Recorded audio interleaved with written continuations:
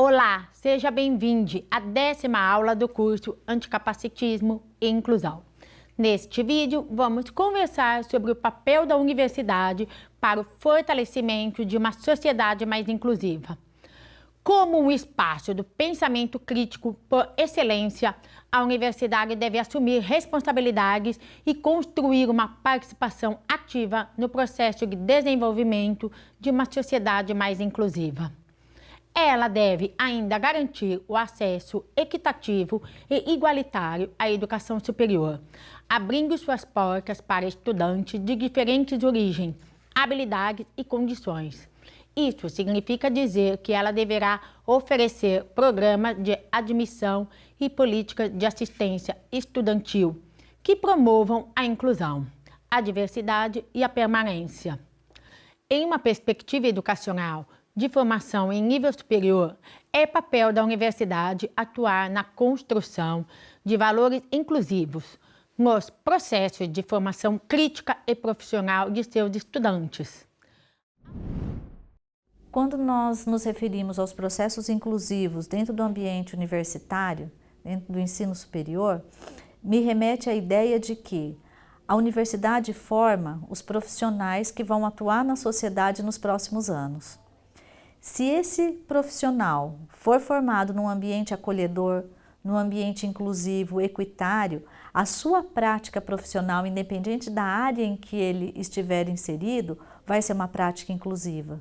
Então, eu proponho a formação profissional já numa perspectiva com valores inclusivos. Então, o papel da universidade é trazer para o seu convívio, para os seus espaços universitários, como eu digo, seja num laboratório, seja numa sala de aula, seja num evento científico, num evento de extensão universitária, práticas inclusivas, porque isso vai fazer parte da formação global desse profissional que vai para o mercado de trabalho nos anos subsequentes. Por exemplo, um engenheiro, um jornalista, ele precisa, na sua formação, ter clareza que educação especial na perspectiva inclusiva, que inclusão não é esmola, não é uma chance, né? É de fato um direito e, como tal, todos os profissionais da sociedade precisarão estar formados para que, independente de qual área de atuação ele for estar, ele consiga levar esse conhecimento produzido, esse direito garantido em lei, porque não é só conhecimento, é um direito. Então, a universidade, na formação de recursos humanos, ela tem condição sine qua non. Não dá para dar uma formação que não perpasse essa intersetorialidade e essa transversalidade. A universidade desempenha um papel fundamental no processo de ampliação da inclusão. Para isso, é necessário que desenvolva olhares críticos sobre a sociedade e suas dinâmicas cotidianas, com o objetivo de compreender as barreiras que impedem a inclusão plena.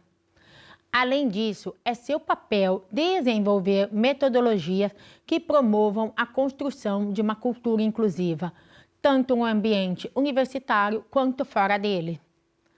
O espaço universitário tem vocação para a produção de conhecimentos sobre práticas inclusivas, compartilhando pesquisas e experiências que possam contribuir para a disseminação de boas práticas. Essas ações devem ser realizadas em constante diálogo e contato com a sociedade, garantindo a relevância e a aplicabilidade transformadora dos conhecimentos produzidos. Bom, a universidade como um todo, ela tem múltiplas funções no processo de ampliação de culturas políticas e práticas inclusivas. Um deles é cada vez mais o fortalecimento do método científico, na validação de estratégias, de recursos de tecnologia assistiva, por exemplo, na validação de programas de ensino, na implementação de práticas e avaliação dessas práticas, na construção de uma cultura no ambiente universitário que seja exemplo para outros setores da sociedade, porque aqui a gente precisa produzir o conhecimento, mas esse conhecimento não pode ficar guardado nas gavetas, nas prateleiras. Para ele se tornar vivo, entra o outro tripé da universidade, que é a extensão universitária.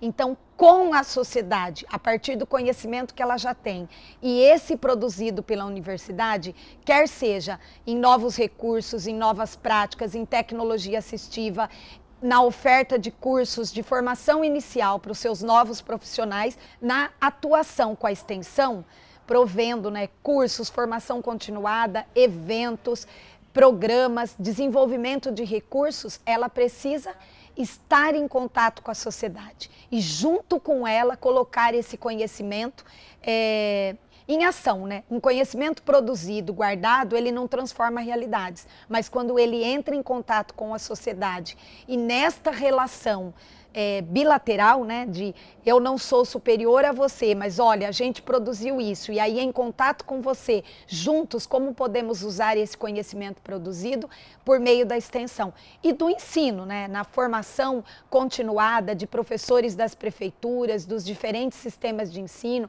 de profissionais da saúde, porque vocês sabiam que muitas vezes o profissional da saúde, se ele não tem oportunidade de aprender numa forma não capacitista, possivelmente quando tem lá uma mãe com o seu filho com deficiência, ele pode olhar para ele como o coitadinho, o que falta alguma coisa, ou como aquele ser que vai precisar de cuidados da mãe e da sociedade o tempo todo, numa visão assistencialista e não numa visão de emancipação, de igualdade. Então, este é um papel fundamental de todas as universidades.